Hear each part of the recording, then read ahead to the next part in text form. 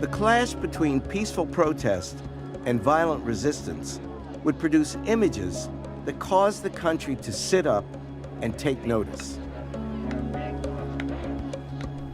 In New Orleans, on the morning of November 14, 1960, federal marshals escorted a 6-year-old girl named Ruby Bridges to the local all-white elementary school. I remember turning onto the street. I saw barricades and police officers and just people everywhere. When I saw all of that, I immediately thought that it was Mardi Gras. I had no idea that they were here to keep me out of the school. Ruby, were you scared? I would have been terrified. I wasn't, actually, because, it's very hard for parents, I think, to explain to a 6-year-old what was actually happening. They didn't say it's a white school, you're making history. I remember them saying, Ruby, you're going to go to a new school today, and you better behave. But Ruby was making history.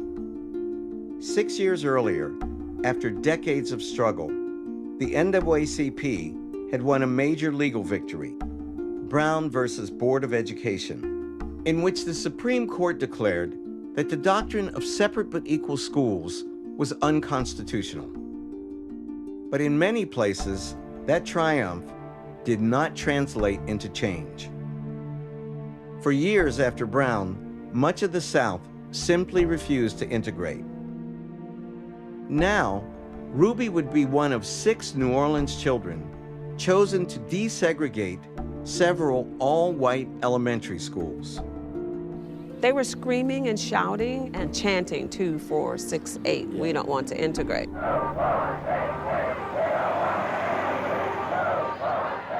mothers of downtown New Orleans screaming at a Negro child as she entered the William Franz Elementary School, first in the city to be integrated. Once I got into school, all of these people here rushed inside of the building. They were taking out their children. Over 500 kids walked out of school that day. What is your reaction to the court's decision continuing integration? Well, It's a white school.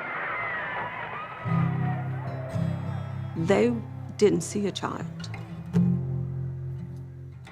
They saw change in what they thought was being taken from them. They never saw a child.